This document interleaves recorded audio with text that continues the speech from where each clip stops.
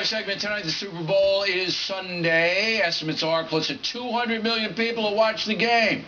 This despite the growing controversy over head injuries in the National Football League. The latest, former Oakland Raiders quarterback Kenny Stabler, who died young at age 69 and whose brain has been found to have been damaged. Football legend Joe Namath attended the University of Alabama with Mr. Stabler. I spoke with Mr. Namath yesterday. Now, I'm a big Jet fan, and I lived in Levittown, right near where you guys trained at Hofstra on Long Island.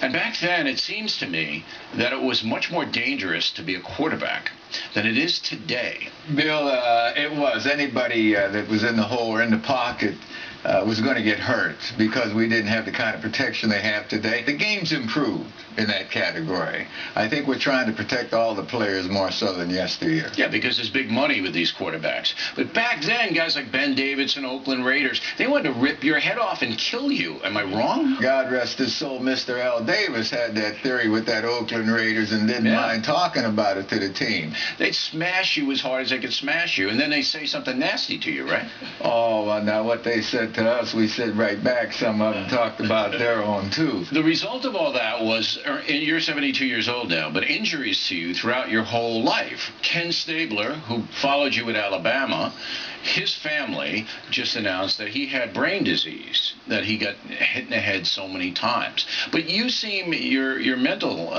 faculties seem to be intact. I did go get checked because I knew I had at least 5 concussions. This was 2012 I started. So you have a little bit of damage, but not enough to impair you. I had a lot of cells that weren't working in the temporal area in the left side of my brain that are now functioning because of the treatment I took with hyperbaric oxygen. You had to get out of your economic circumstance through sports. I mean, you had to play. Right. If you want to leave Beaver Falls, Pennsylvania. That's right. That's and go to college and all that. Absolutely. Right. So you paid a price, but the price was worth it, was it? To me, it was worth it. To this stage, absolutely, it was worth it.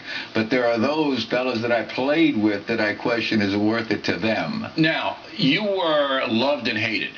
Okay, especially because you were a little flamboyant, I would say, right? Well, you know what? A little bit. You don't like to be told you can't do something, and we all like to stand out a little bit. The beauty mist can make my legs look good.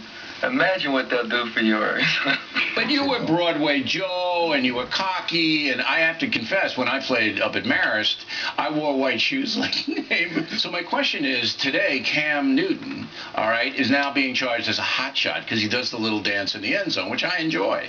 All right, but you went through this. When it comes to sport, winning is the answer. Now, if you're going out there and carrying on, showboating, dancing around, and you're not winning, your teammates will knock you down. They're not going to put up with it, you see. Was there racism in football when you were there? You played with a lot of great black players, Emerson Boozer, Matt Snell. I mean, you had great players. Was there racism?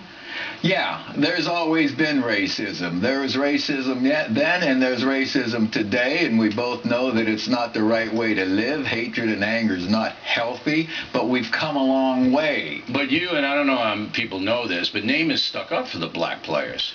Most of my parents taught us that as a family, and most of the people to this day that carry a chip on their shoulder whenever they're starting to judge people by their color, by their walk, whatever ethnicity, that is ingrained from home to start with. Yeah. If you had worked out, like now they're just workout warriors, these guys around, you know, to put it politely, didn't really work out that much, other than your elbow coming up to your mouth on certain occasions. Well, there's some other workout kind of things, too. Okay, but see, that workout is also controversial. My question is, if you had worked out, if you had been, you know, like they are now, these guys are unbelievable with the machines, would that have helped physically, do you think? I know it would have helped, sure. That's one of the major steps forward today with the sports, the nutrition aspect alone. Yeah. So, yes, today's methods are much better, and they should be. Did you ever think that if you had been like a workout warrior and not been Broadway Joe, because you threw for almost more than 4,000 yards in a season, and you were out till like 6 in the morning, you just go from the party to the game. I mean, it's amazing what you did.